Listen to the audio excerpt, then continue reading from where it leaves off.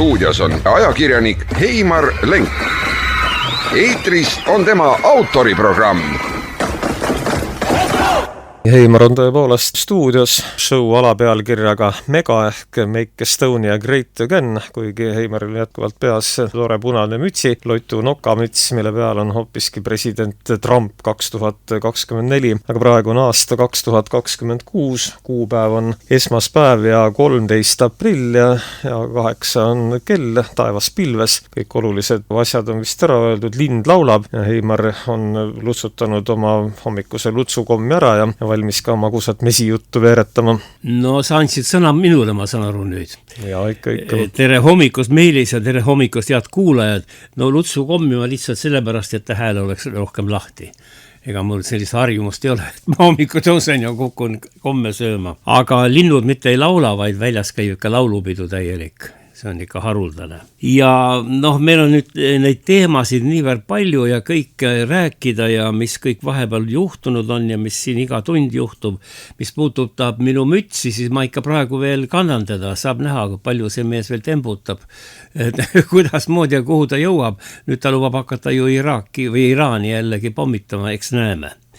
Aga ma hüppan kõrvale seda teemat, millega ma alustaksin täna, teised pole eriti käsitlenud meil meediaväljaanded. Aga ma tuletan meelde, et meil Eestis on luterlasi rahvastikus 8%. Ma loen meid ka luterlasteks ikka sinuga vist. Ikka siin see Põlva Maarja kirik ja luterlus on ikka siin nagu põhiusk. Aga jah, riigi mastaabis on luterlasi meil 8%, aga õigeusklikke on 16 või rohkem protsenti. Nii et 2 korda rohkem on õigeusklikke, mis lubab öelda ja on ka kasutatud seda sõna juba, et Eesti on tegelikult õigeusklik riik või õigeusklik nii-öelda, rahvast ei saa öelda, sest erinevad rahvused on kõik siin, aga et ta on õigeusklik riik ja see on päris üllatav. Miks ma sellest räägin, aga sellepärast, et ka täna meil on esmaspäevane päev, 13. aprill, nagu sa ütlesid, ja see on nüüd õigeustlikel lihavõtte pühade jätkumine. Eile oli lihavõtte püha ja laupäeval oli siis see suur laupäev või see Jumala teenistus öösel ja mina käisin ka Jumala teenistusel. Need on väga huvitavad, mis huvitavad, nii võib-olla ei sobigi öelda, nad on väga sellised, ütleme, vaatepilt on vahva ja hinge tuleb sul rahu, kui sa kuulad ja vaatad neid teenistusi, mis on öised, algavad 12:30 ja lõppevad kusagil kella poole või veerand 3 paiku öösel. Ja mina käisin jälle siis Kuremäel kandis seal oli ka vapustav linnulaul õhtu, kui ma jõudsin kohale kõik aasad ja kõik need metsasalud, kõik olid linnulaulu täis ja jõudsin sinna kusagil pärast lõunat.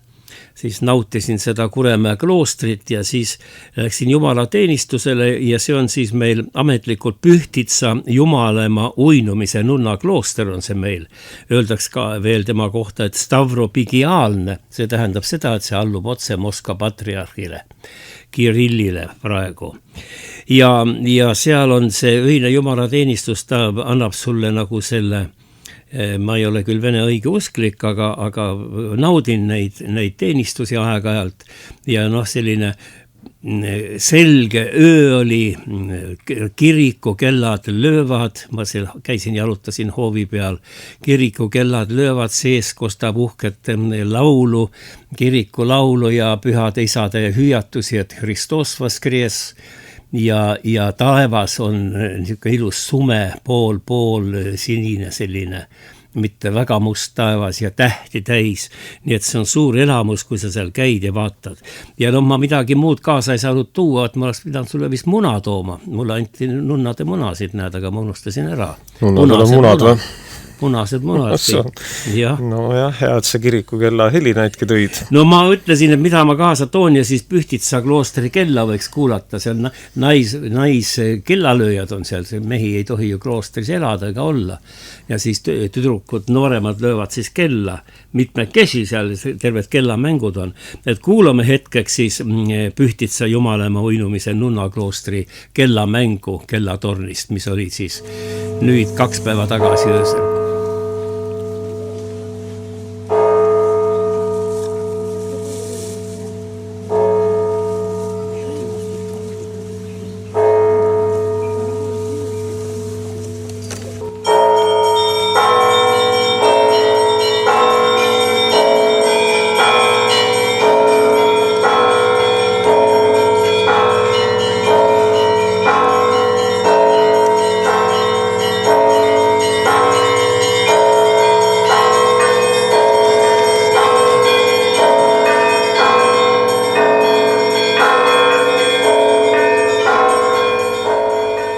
Toredad kellad tõesti, vana hea luulesalmike tuleb kohe meelde, kus Kerko kella lüvesse heng nagu taiva poole püües, aga mind hakkas huvitama see, et kui ta nii hilja lõppes 2:30, kus asusid öösel tagasi teele või ma tean, et sa oled seal Pühtitsa kloostris ka ööbinud, jäid öö peale sinna?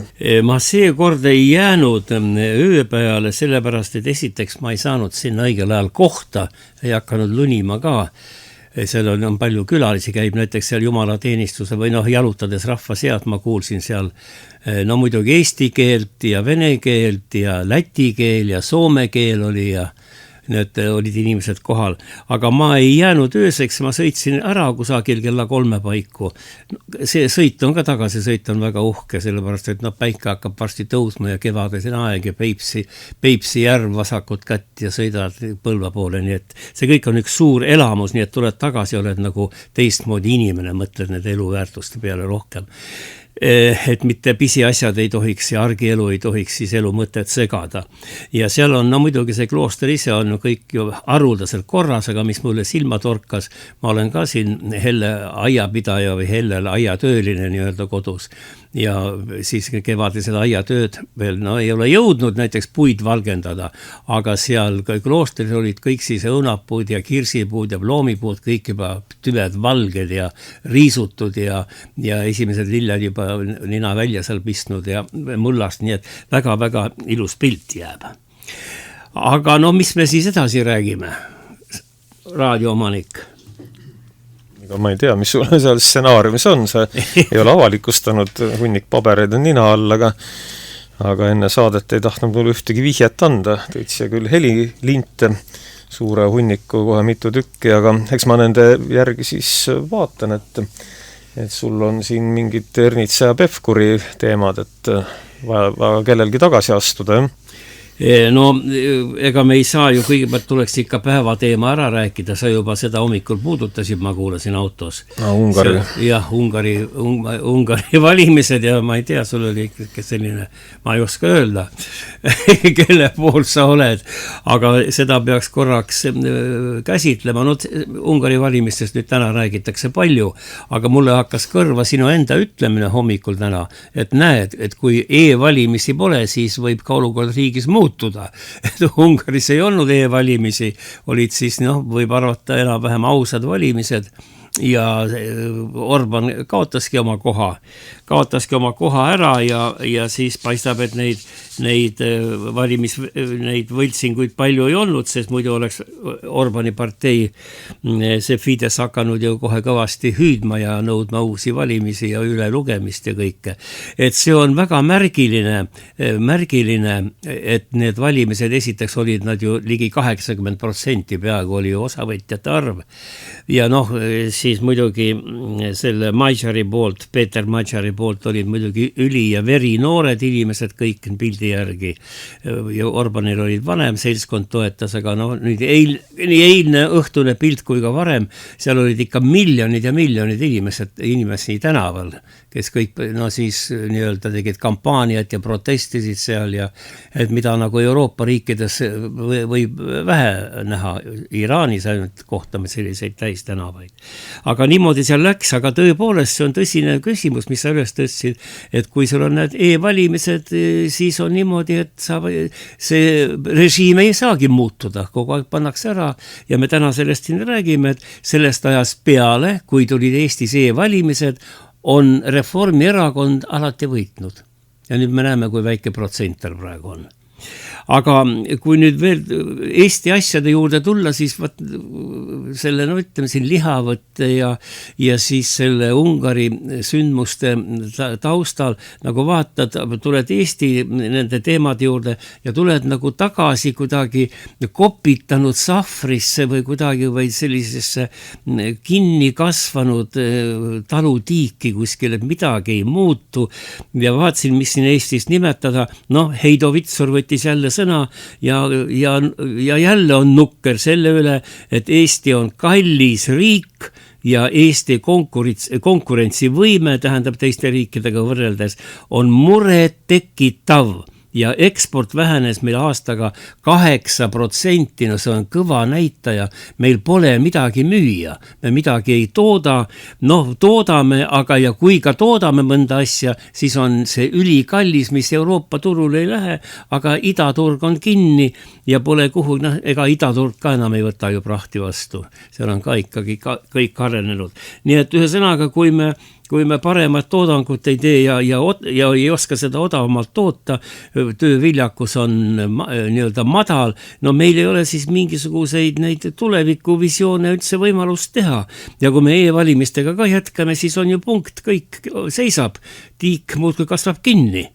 Ja nüüd Vitsur ütleb, et viimase 5 aastaga on Eesti jõudnud hindade tasemelt juba ammu üle Euroopa keskmise ja meie toiduainete hinnad on Euroopa Liidus ühed kõrgemad. Aga samas meie sissetulekud võrreldes nende riikidega, kus hinnad on ka kõrgemad, on meil 2 korda madalamad palgad. Nii et meil on 2 korda madalamad palgad, viletsam sissetulek, aga 2 korda kõrgemad hinnad. Et see riik ei saa ju väga kaua, et ütleme siis eksisteerida, ta eksisteerida võib, aga ta ei saa olla eksisteerida riigina, mis rahvale meeldib ja kus inimesed ennast tunneksid õnnelikena. Et see on ikkagi täiesti suur probleem, et kui see toit on nii kallis ja Vitsur ütleb, et meil on nüüd toit kallim, tähendab isegi Rootsist, kes oli muidu kalli toiduaine turuga tuntud, Rootsi alandas toiduaine käibemaksu 12%, neil oli 12%, 6 peale ja see jõudis ka hindadesse, kuigi meie siin vaidleme, et alati ei jõua. Aga paistab, et Rootsi need kaupmehed on siiski, poekettide omanikud on siiski ja ärimehed on siiski võib-olla pisut kuidagi öelda leebemad või inimlikumad, humaansemad, et nad ei kasuta seda käibemaksu allalaskmist ära, et omale suurt kasumit teha ja virutada seda hinda nii kõrgele, kui see tahavad.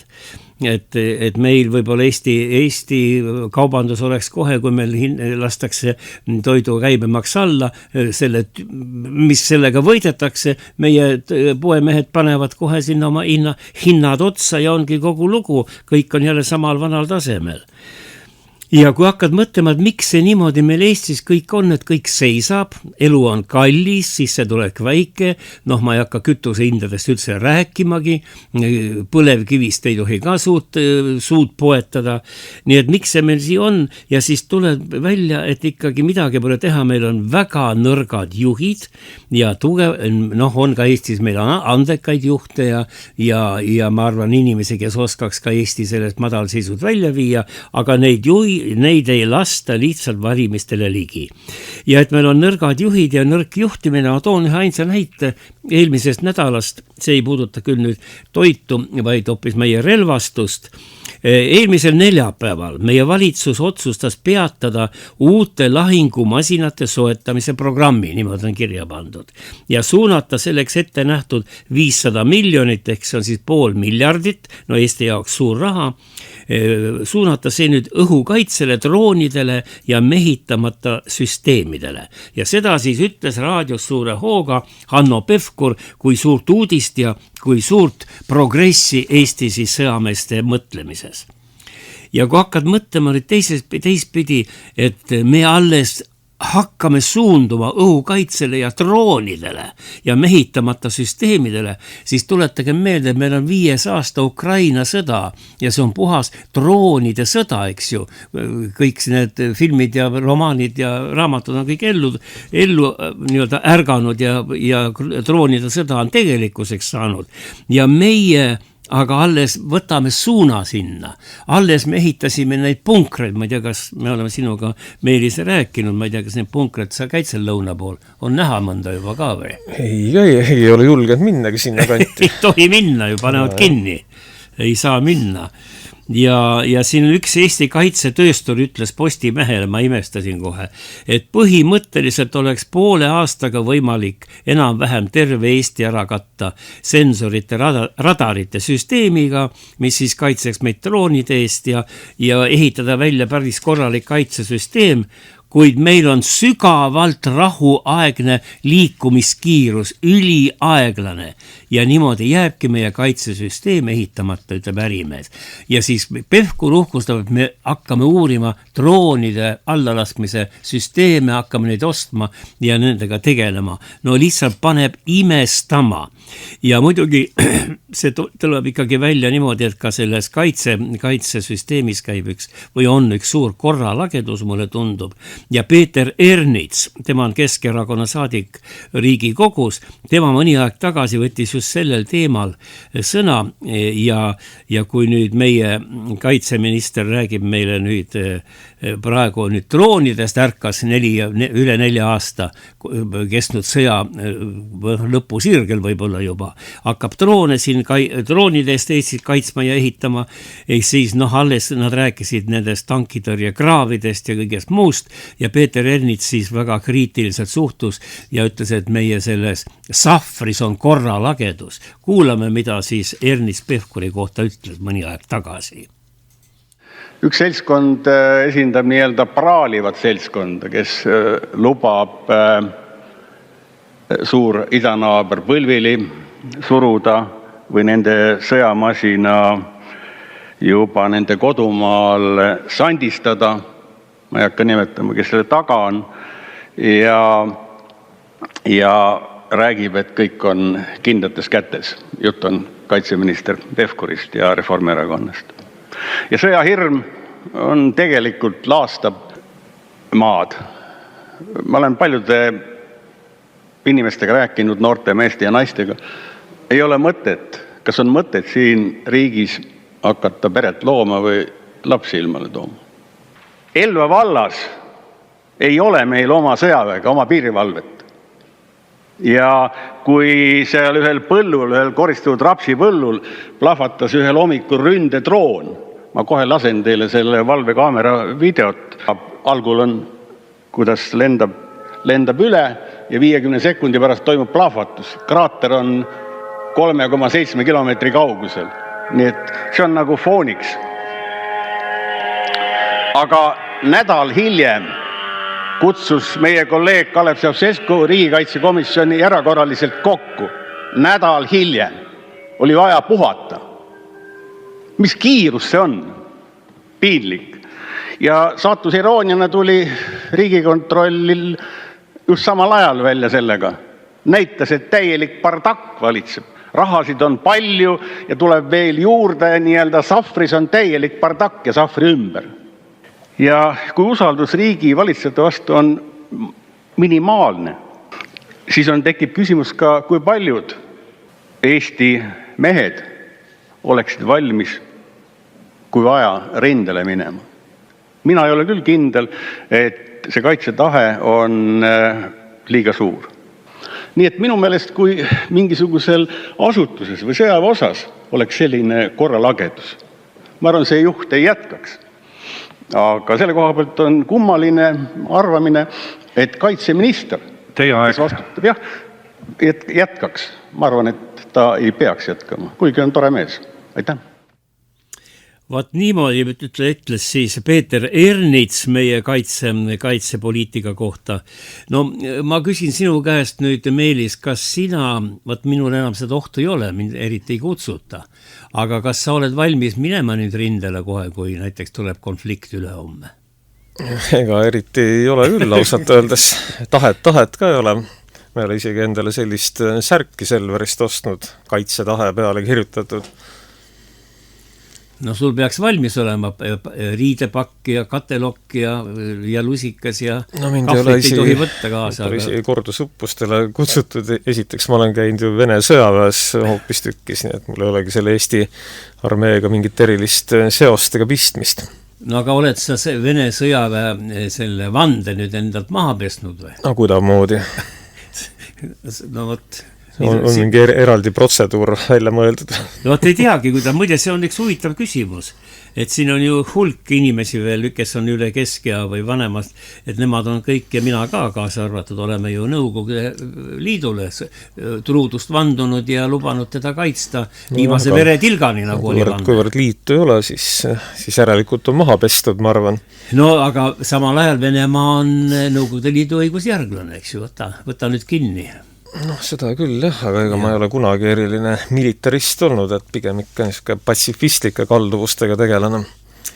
No vat niimoodi, et tuleb siin terve rida küsimusi üles, kui sa vaatad neid meie kaitsepoliitikat ja no siin on ikka huvitav, kuidas moodi meie kaitseväe juht ja terve rida juhtivaid ameteid siin mõni aeg tagasi läksid kõik eraettevõtlusesse, unustades oma koduarmee maha ja vahetades ametit ja peale selle rahvas küsib ja saadikud küsivad, et kuhu need hiigelsummad, meil on ju siin miljardites jutt väikese Eesti jaoks, miljard on ju kohutavalt suur raha ja selle üle arutasid ka Mart ja Martin Helme, Riigikogu liikmed, isa ja poeg, kes käisid siin hiljuti ka eelmine nädal Põlvas siin kohtumas rahvaga ja nemad oma raadiosaates Räägime asjast küsisid otse välja, Martin Helme küsis, aga kuhu on kadunud kaitsevõimele mõeldud raha, et me pole näinud ka neid relvi ja pole näidatud meile ka isegi seda sõjamoona või midagi, et kas on midagi ka varutud. Et kuulame, et nad natuke toovad sellesse küsimusse võib-olla selgust, et kuhu riigi ja rahvakaitse raha on läinud. Mart ja Martin Helme, palun kuulame. Siis julgeoleku situatsioon Eesti jaoks on järsult halvemaks muutunud. Aga kuhu raha läks? Aga kuhu kurat raha läks? Me oleme 5 aastat oleme kulutanud riigikaitsesse selliseid pööraseid summasid, et võtab pea ringi käima. Ja no ei ole ette näidata mitte midagi. No on küll ette näidata suur auk. Kraav on pikk auk maa sees, nagu ütleb definitsioon. Meil on sinna kuskile Kagu-Eestisse suur pikk auk kaevatud just nagu tankide tõrjumiseks. No mingisugune, see ei ole muidugi ilmselt see kõige suurem summa, mis on läinud. Aga see on näide sellest, kuidas me olukorras, kus me näeme väga selgelt, kuidas sõna otseses mõttes sõda on liikumas kosmosesse, õhusõjaks muutunud ja kosmosesõjaks muutunud, kus maismaa vägesid kasutatakse alles pärast seda, kui vastane on õhulöökidega, täppisraketilöökidega ja drooniparvedega purustatud. Vaat siis tuleb jalavägi ja okupeerib juba purustatud territooriumi. Meie ikka elame veel mingis teises maailmasõja aegses paradigmas, kus me kujutame ette, et me hakkame Vene tankidega ja Vene jalaväega kuskil seal Setumaal ja Narva jõe Sinimägedes pidama samasuguseid lahenguid nagu 44. aastal. Mitte midagi taolist ei tule. Mitte midagi taolist ei tule, sest et sõda on nii põhimõtteliselt muutunud. No aga kui rahast rääkida, minu meelest see nagu vihje sellele, kuhu raha läks, annab meile lihtne teadmine, et raha läks sinna, kuhu läksid kõrgetest riigikaitseametitest ja kõrgetest riigiametitest lahkunud tegelased, salmid, palmid, heremid, vaherid, on kõik järsku sõjatööstuses. Kõik töötavad sõjatööstuses, riiulifirmad, mis on alles eile asutatud, saavad 100 miljonilisi tellimusi. Siin toimingupiirangu rikkumist ei ole? Ei, siin ei nähta, ei ole hankeid, ei ole toimingupiiranguid, ei ole keelatud tehinguid, mitte midagi. No vaat selline on see pilt ja paneb mõtlema, et miks see niimoodi on. ja miks me siis ka niimoodi avalikult ei räägi ja ei näita rahvale, kuhu need summad on läinud ja mis sellest on saadud, nii et me enam-vähem, tähendab mitte enam-vähem, aga tegelikult me üleüldse ei ole ettekujutust, millega praegu või missugune see Eesti kaitsepoliitika on. Ja siin on terve rida küsimusi üleval, mida inimesed ei tea, tahaks teada, aga teada ei saa. Ja tegeleme pisiasjadega ja siin on hea näide Viktoria Ladõnskaja-Kubits, endine Riigikogu liige, tema on Isamaa partei liige vist, oli kogu aeg. Ja tema kirjutas väga huvitava loo Postimehes nimelt sellesama olukorra kohta ja ta ütleb, et tegeleme pisiasjadega, iga nädal tuleb mingi pisiskandaal üles, aga suurtest küsimustest üldse nagu nende vastu huvi ei tunne ja rahvale nendest ei räägi, aga rahvaga ei arvesta ka. Ma tsiteerin nüüd, mida ütles Viktoria Ladõnskaja-Kubits. Jutumärgid. Avad hommikul uudised ja silmadel hakkab valus, kuidas Eesti ühiskonnas tekib iga nädalase intervalliga mõni uus ja terav sisekonflikt, mille puhul naasevad pinnale ümber sündinud eksperdid. Seejärel kostab järjekordne hüüe, hurraa ning arvajad viskavad end meedia ja sotsiaalvõrgustiku barrikaadidele. Probleem on aga selles, et mida rohkem seda pinnapealset hurraad meil on, seda enam on ka neid, kes vaikselt, aga kindlalt jätavad barrikaadidele ronimata. Vaat niimoodi see naisterahvas kirjutab, kahtlemata on ta tark naine ja ta ütleb, et suuri probleeme ei lahendata ja mis eriti hull on see, nüüd ma toon veel tema tsitaadi, järjest vähemaks jääb neid, kes suudavad otsustada või tahavad otsustada või suudavad vastutada. Tähendab, meil ei ole riigijuhte, kes suudaks siis, ütleme, rahvaga suhelda, rahvale öelda, kuidas olukord on, räägitakse ühte udujuttu pidevalt muide, pooltõed on meil raadios ja telekas enam-vähem ja sa isegi ei tea, mida uskuda, mida mitte uskuda. Ja siin ma vaatasin, mida siis kommentaatorid arvavad ja nad ütlevad, et meil on tegelikult jõupositsioonidel või riigi valitsemise positsioonidel on hea sõna kohe jõusööda peal nuumatud poliitbroilerid. Me teame, et broiler on lihaks kasvatatav noorloom või lihakana, nii et poliitjuhtide puhul on see sama, noored mehed tulevad, kleebivad plakateid, on siis need, kosutatakse jõusööda peale üles neid ja siis pannakse ministriteks. Siin maaeluminister Terras on siin kogu aeg nalja meile teinud ja tema käis traktoriga sõitmas ja kujutage ette, põllumajanduse minister on imeõnnelik, et ta sai traktori rooli istuda ja algul ta veel rääkis, et ta maaelu tunneb väga hästi, sest tema käis kogu aeg vanaema juures maal, kui ta väike poiss oli.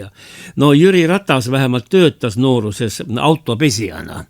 Ta vähemalt on natukese seda elu näinud, aga pärast ta kasvas ka poliitilises kasvuhoones.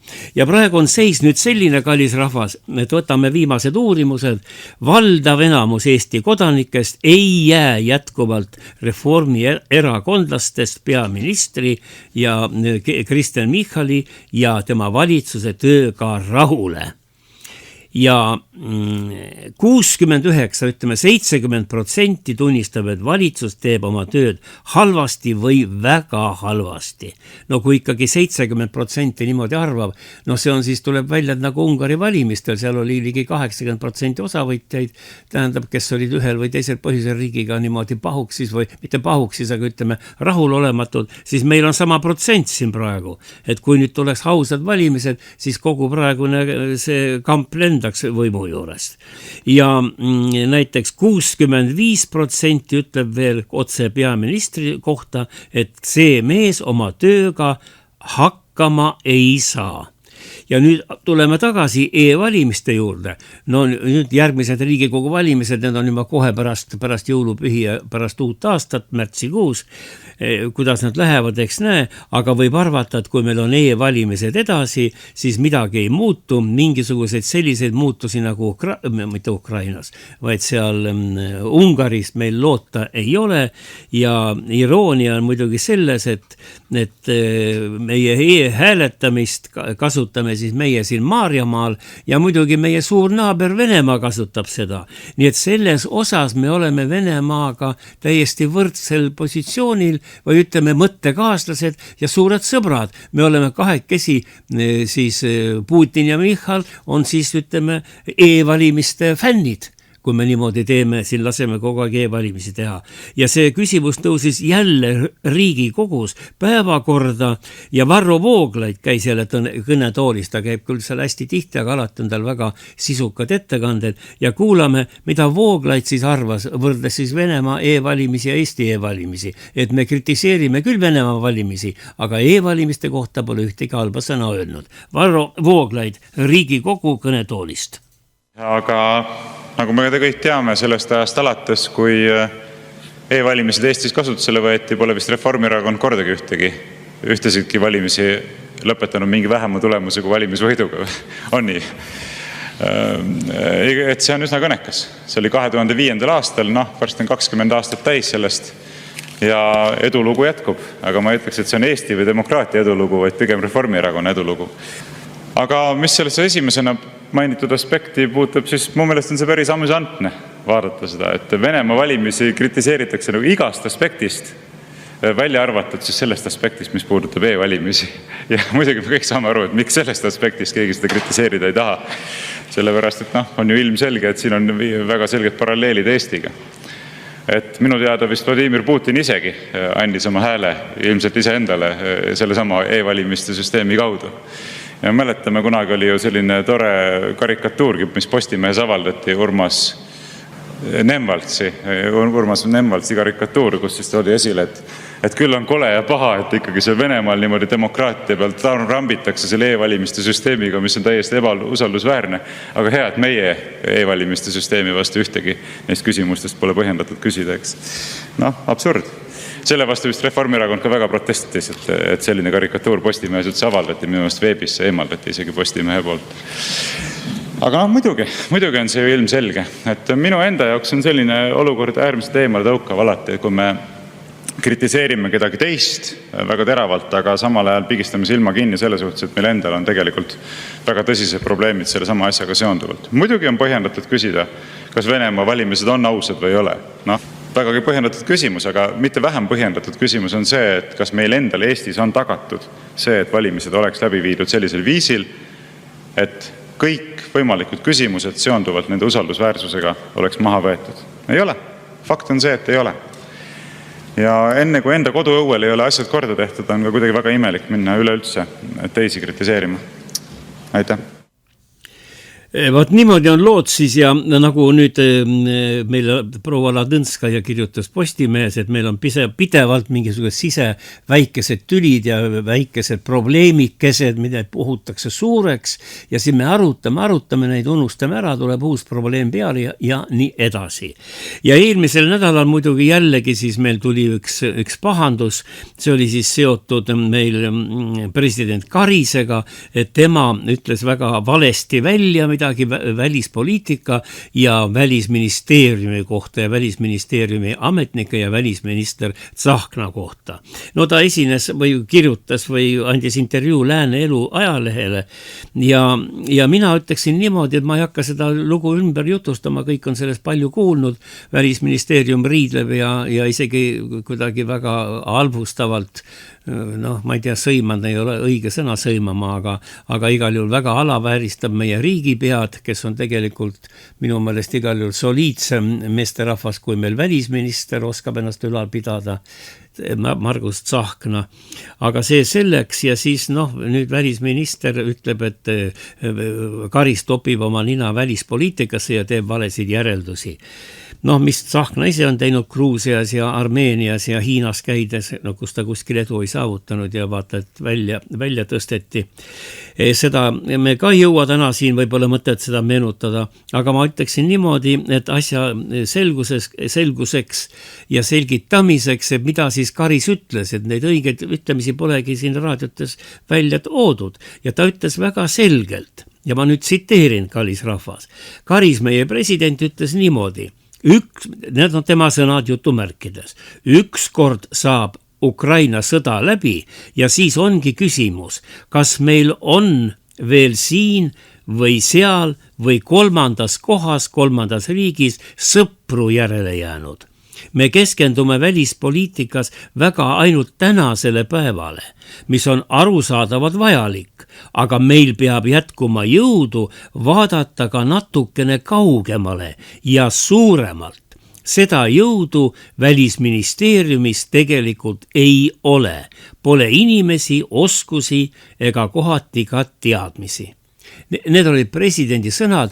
Mina arvan, et kes vähegi meediaga kursis on ja meie riigi probleemidega kursis on, saab väga hästi aru, et see on üks väga selline targa ja kaine mehe jutt. Tõepoolest, meil ei ole seal välisministeeriumis nii palju neid tarku inimesi, kes oskaks arutleda selle välispoliitika üle. Välispoliitika ei ole Eestil tugev, mulle tundub, vähemalt mulle tundub, nii ta on.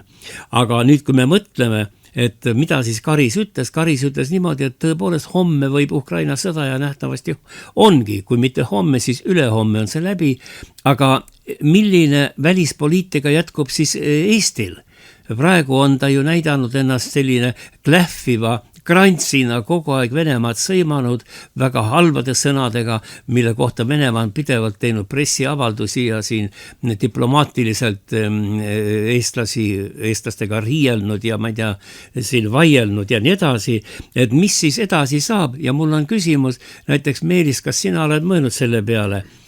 Ukraina sõda on läbi, rahuaeg, et milline on siis Eesti poliitika Venemaa suhtes? Jääme siia kõrvuti, kas me jääme edasi karjuma, et me tuleme kohe teie territooriumile ja surume teid põlvili ja laseme kõik Leningradi oblasti kaitseobjekti puruks ja oleme suured võitjad või hakkame siis juttu ajama kahekesi?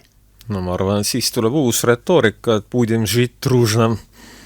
Paistab, et aga teistmoodi pole võimalus. Ei ole võimalus jah, kuigi ma olen kuulnud ka seda, et Vene Riigiduumas päris olulised tegelased hakkavad kergelt sellest ära tüdinema juba, nõuavad natuke Eesti nahutamist. Sellest on väga palju juttu, kui sa nüüd YouTube'is käid, seal on tihtipeale ka palju liialdusi, aga tõepoolest on seal neid avaldusi võetud vastu ja see Sahharov on ju pidevalt Eesti kohta avaldanud oma arvamust ja öelnud, et kaua see klähvimine kestab. Ja saab näha, mis tuleb. Markus Järvi, tema on Objektiivi peatoimetaja ja tema naeris ka kogu selle presidendi selle jama, mis on presidendi vastu kujundatud siin välja ja arvab hoopis niimoodi ja mina olen temaga täiesti nõus, et kui meie ikkagi ei saa presidenti otse valida, siis poleks meil presidenti üldse tarviski. Ja ma arvan, see on päris õige. Miks pärast meie siis ei lase rahval valida presidenti, aga sellele on kõik sõrad vastu ajanud need jõuparteid või ütleme võimul olevad parteid ja millegi pärast seda väga kardetakse. Kuulame korraks, mida Markus Järvi siis ütles oma Objektiivi raadiosaates. Ja loomulikult üks tasand on see, et presidendi puhul ei räägitagi sellisest võimalusest, et ta võiks olla rahva poolt valitud. Nii nagu selles intervjuus välja tuli, rahva poole näoga olemine on suitsidaalne ja katastrofaalne suundumus. Kuidas kujutate ette, et Ilvesel on jultumus see asi välja öelda niimoodi? Rahva poolt valimine on aga täielik utoopia. sellist asja ei tohi Eesti rahvale üldse anda. Aga sellisel puhul tegelikult mina olen korduvalt öelnud ja väitnud ka, et Eestil ei ole vaja mingit presidenti. Kui rahvas ei saa valida presidenti, mida ta saab teha igal pool? Soomes näiteks ja kõikjal Euroopas, Venemaalgi, muuseas, kuidas nende valimistega seal on, ma ei tea, ma ei ole neid vaatlemas käinud, aga sealgi valitakse president, aga Eesti on selline huvitav imemaa. Siin ei tohi valida presidenti rahvas. Siin ei tohi rahvas algatada rahvahääletusi.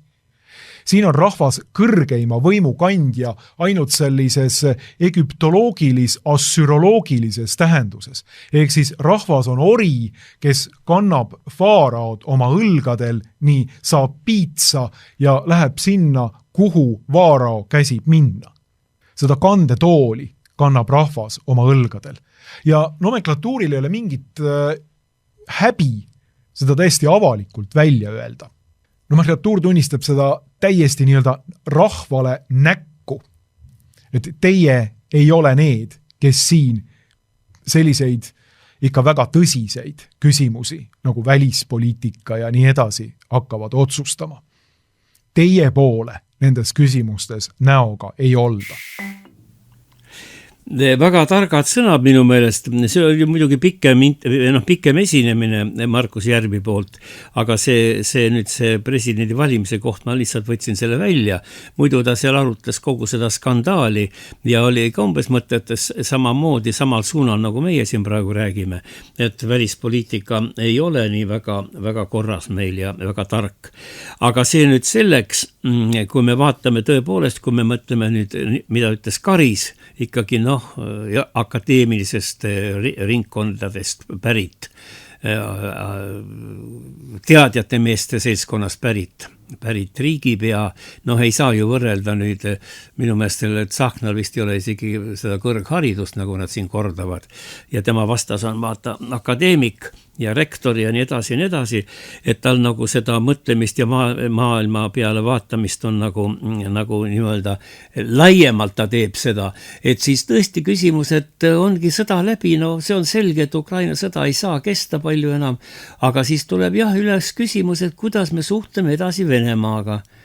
Ja äriringkondadest nüüd, kui vaadata, mida siis kommentaatorid kirjutavad selles sotsiaalmeedias ja ma ei räägi YouTube'idest üldse, ma räägin siin samas Eesti Delfi arvamuslugude kommentaaridest, seal juba kõlab läbi ärimeeste suur soov hakata uuesti Venemaaga kaubandus- ja ärisidemeid arendama, sest selge on see, et selle kalli kütusega, mis tuleb meile praegu seal Lähis-Idast või toome ämbriga Ameerikast, mis on ligi 5 korda kallim kui meie kütus siin oli vanasti, et sellega ei saa ju tööstust ega majandust üleval hoida ja palku inimestele maksta, et midagi tuleb välja mõelda, odavamat energiat on tarvis ja toorainet on tarvis. Meil ei ole praegu enam ju varsti ka neid kunstväetisi, et põllumajandust üleval hoida ja rääkimata siin siis bensiinist ja eriti petrooliumist või siis lennukikütusest. Et olukord on üsna selline tõsine, saab näha, mis tuleb ja kui nüüd tulla saate alguse juurde tagasi, et küsida, et kuidas siis see Eesti rahvas praegu elab, siin nii suured muutused on maailmas, aga siis meil on niimoodi, et me peame ikka kordama seda vana mantrat, et midagi ei ole teha, raha ei jätku meil riigil, kui sa kuuled siin uudislugusid, siis igas uudisloos peaaegu on üks ja sama nutulaul, raha ei ole. Ma ütleksin juurde siia, raha ei ole, sellepärast, et Eesti riigijuhid ei oska raha teenida riigil raha pole ja sellepärast on ka see olukord selline, et meil pole neid juhte, kes oskaks siis seda asja ajada ja sellepärast me olemegi praegu nüüd midagi pole teha, ei tohi varjata või vale häbi tunda, me oleme täielikult nüüd ikka enamike näitajate puhul oleme Euroopa viimaste hulgas, ükskõik, oleme põhjas ja oleme tõepoolest põhja jõudnud Ansipi arvamuse või lootuse asemel, et me saame 5 rikkamaks Euroopa riigiks. Ma ei tea, millal see küll võib tulla, kuid ametlik prognoos noh, ütleb, et praegu lähiajal midagi muutus ei ole, kuigi need samad panga ja nüüd nende rahandusministeeriumi tulevikupilt ütleb meile niimoodi, et kohe-kohe kõik läheb paremaks. Ja muide huvitav on see, ma siin sorisin natukese nende ajaloos siin ja leidsin üles Sulev Nõmmiku naljaloo. Selle pealkiri on, et olukord on hea ja see on tehtud nüüd 35 aastat tagasi. Ja kui sa vaatad või kuulad seda, siis minu meelest pole Eestis suurt midagi juhtunud.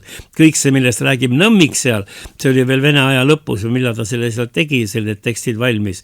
Ja ma täpselt ei teagi, mis aastal ta selle täpselt esitas, aga noh, kohe tuleb välja, et see oli seal ülemineku ajal.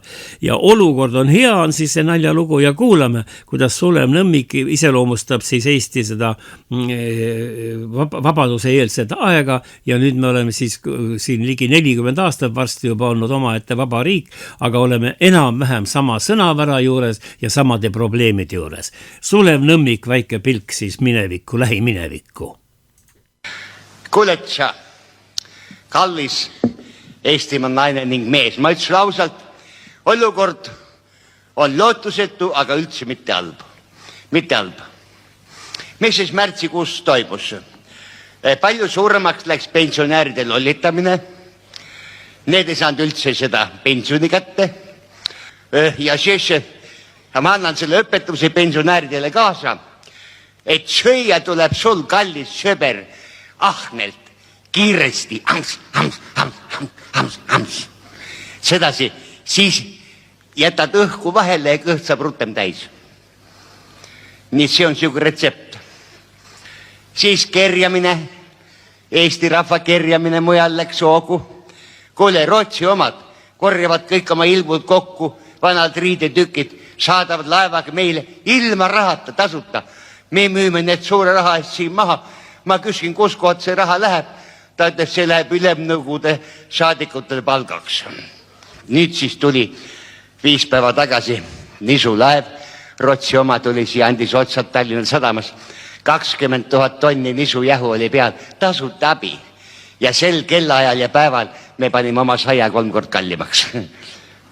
Täpselt nii, et seda me oskame.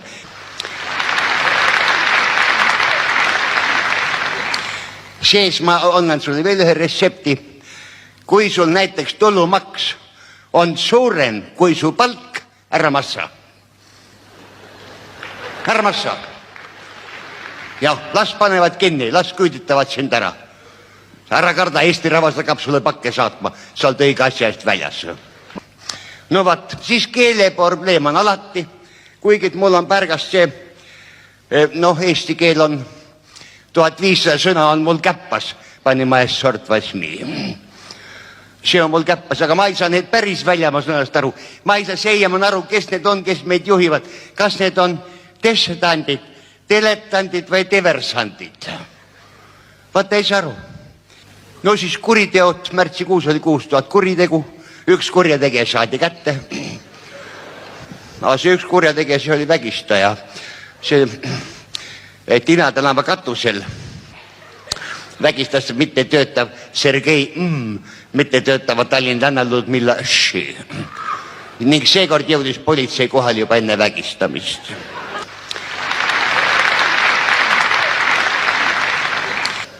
No siis Uduveres läheb kenasti. Nii palju poliitikat keerutas, ma olin nii ärritud, ma sõitsin Läku-Leena kukke alla ja kukk surnuks nii häbi, kohe lähen Leena juurde kukk kaela pidi pius, ütlen, kuda ma sulle korvan, mis ma sulle massan. Ta ütleb, kukki pole saada ja rahal pole väärtust ja lähed ise kanade juurde.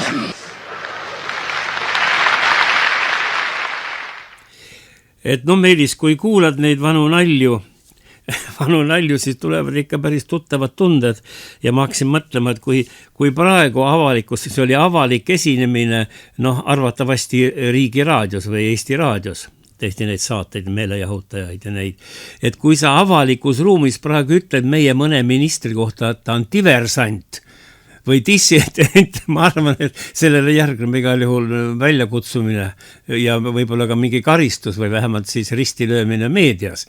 Aga siis olid naljad ju ja Baskini naljad eriti olid ju imejulged. riiki kiruti, kuidas jõuti ja ei häbenetud ja selle tulemusena ka riigikorda suudeti muuta. Aga nüüd me oleme nagu ettevaatlikud ja tagasihoidlikud ja ei tohi seda öelda, ei tohi teist asja öelda ja nii et ma ei tea, kas me liigume nüüd progressina paremuse suunas või oleme jäänud, mulle tundub, et igal juhul selle naljade ja anekdootide poolt oleme jäänud kuidagi seisakusse.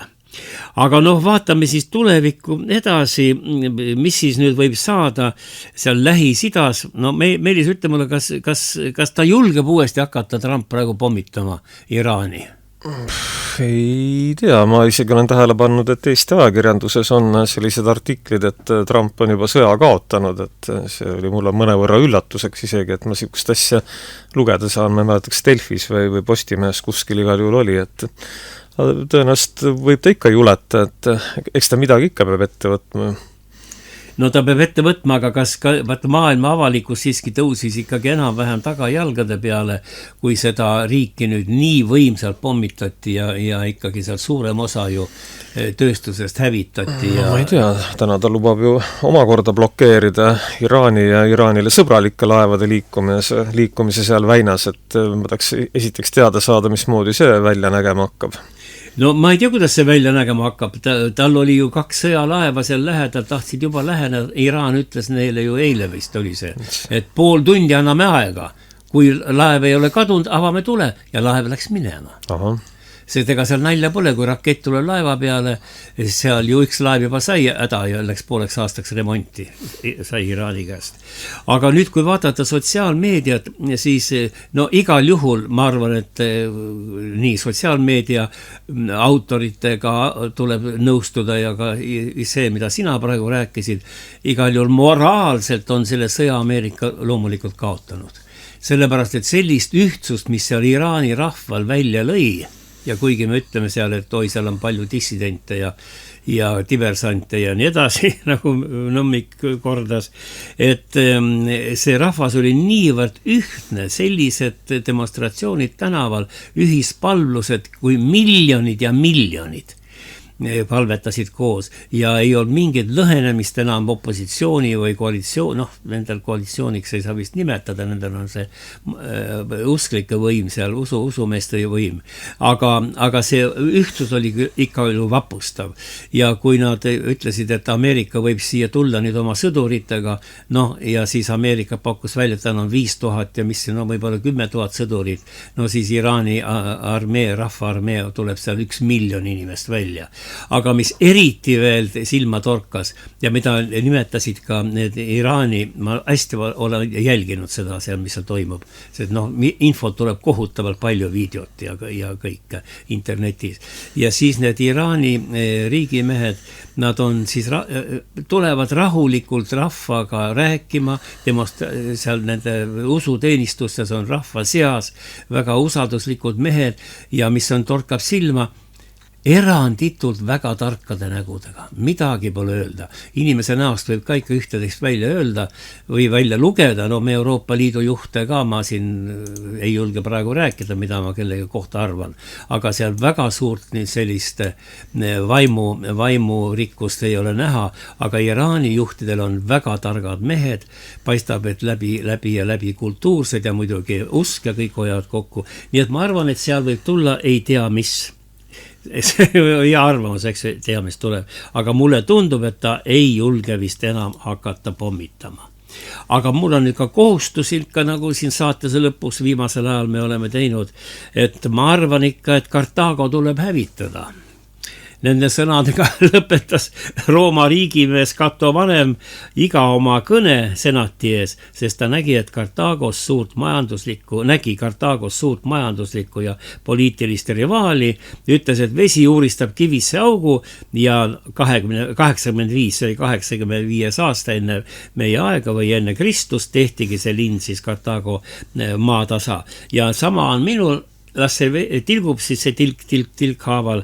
Meie jääme Maarjamaal ootama, et Eesti e-valimised tuleb peatada ja need tuleb kas lõpetada või korda seada. Igal juhul Eestil on aeg minna ausate valimiste peale üle.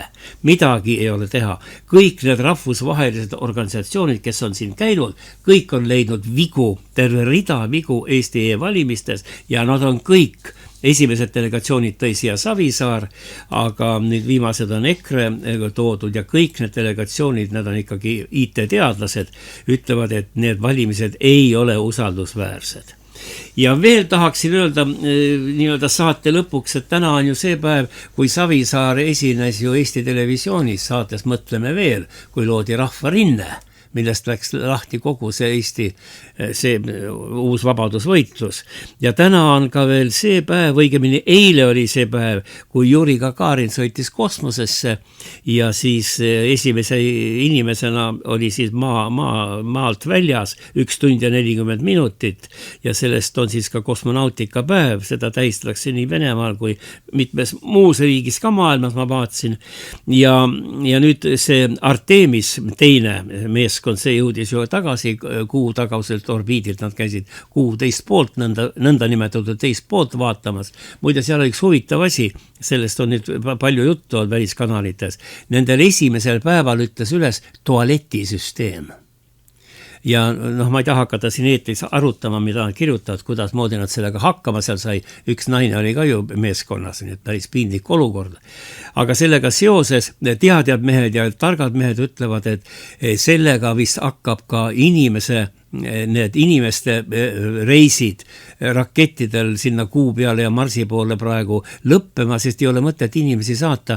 Inimesed ei suuda töötada sama hästi, sama tulemusrikkalt, nagu seda teeksid droonid või ütleme siis IT-tehnika seal peal ja igasugused need aparaadid, et need annavad palju paremaid tulemusi. Aga Gagarin 12. aprill 61 läks igal juhul välja või meie maa pealt käis ära kosmoses, tuli tagasi, sai kangelaseks ja siis tuli kohe ka jutt, et nüüd peaks hakkama kuu peale sõitma ja siis Ameerika president Kennedy andis kuu programmi välja, ütles, et me ei tohi venelastele enam alla jääda, et me peame olema ikkagi valitsejad kosmoses. Läks lahti kuu programmide välja töötamine ja ühtlasi sündis ka terve rida kosmose laule, šlaagreid nii-öelda. Ja üks kuulsamaid sel ajal oli siis saksa laulja Kus Pakkus on tema nimi. Tema laulis ka muide seda lugu Viimane Mohikaan on tema laul. Ja tema tegi siis laulu Der Mann im Mond, mees kuu peal ja see sai ülipopulaarseks, ma mäletan, igal pool seda mängiti, aga Eestis siis minu meelest Eesti versiooni ei tehtud. See Viimane Mohikaanlane, seda laulis meil Rinne ja veel Terasmaad ja vist need, aga selle kuu laulu kohta pole Eestis versiooni tehtud. Igal juhul me kuulame ja oleme rõõmsad, et inimesed käivad kosmoses ja mõnel mehel meil selle ärimees Hein, temal on ju vist juba pilet ostetud ka kuu peale sõiduks. Aga ma ei tea, kas ta tagasi pileti ka ostis või lunastab seal. Aga seal võib-olla pole piletikassat, nii et ei saagi tulla tagasi. Kuulame siis ja oleme siis lootusrikkad, et maailm läheb paremaks. Et on kevad ja arvame, et kõik homme on veel parem kui täna Eestis ja ka kosmoses ja maa peal üldse ja maailma ruumis, mis on väga tähtis, sest sõjad on juba kosmoses. Kõike head kuulajad ja kohtume jälle, kui saatus